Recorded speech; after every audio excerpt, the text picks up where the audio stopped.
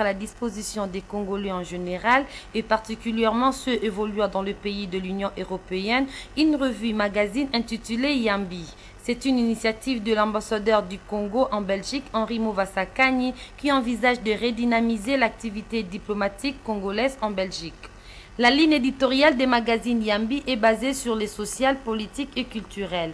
C'est une façon de parler avec la communauté congolaise de l'Union européenne, de les encadrer et les intéresser des innovations réalisées dans l'ensemble du territoire national, surtout les œuvres de 5 chantiers de la République qui visent la réhabilitation des infrastructures de base, principalement les voies de communication, l'éducation, la santé, l'eau et l'électricité, l'emploi, tel que l'a expliqué Jacques Oga, un des membres des rédactions générales des Yambi.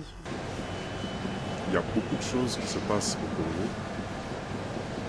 Toutes ces choses ne sont pratiquement pas connues de la communauté congolaise vivant dans les Benelux.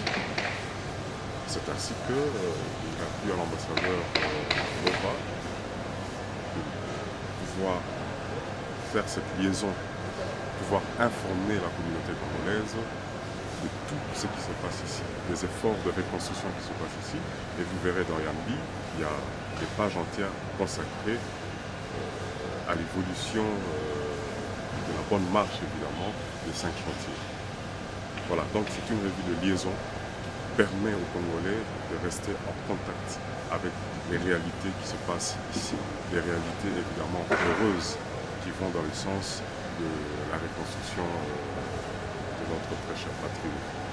Les Carrefour Congo Culture estiment que le nouveau visage de la République démocratique du Congo mérite d'être montré avec fierté à la face du monde. Pour Jacques Oga, ce magazine va associer les Congolais de l'Union européenne dans le processus de reconstruction et de défense des intérêts des Congolais. La ligne éditoriale de Yambi est basée sur le social et le culturel.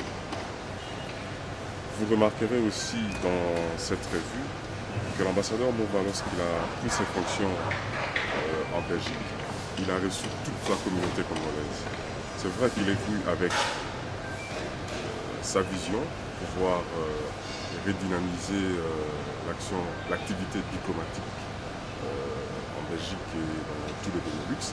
Mais il s'est dit que seul, comme je vous l'ai dit tout à l'heure, il n'arrivera pas. Alors il a consulté, il a engagé des consultations, puis il a eu à parler avec la communauté.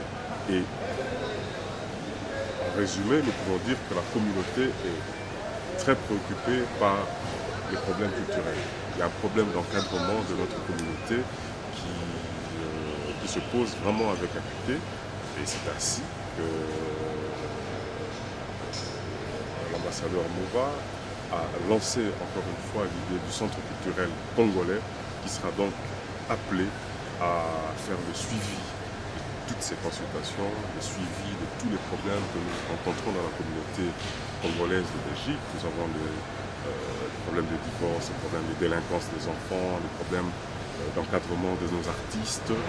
Toutes ces difficultés seront gérées au niveau du centre culturel, mais congolais à Bruxelles, mais qui sera appelé Congo Carrefour Culture.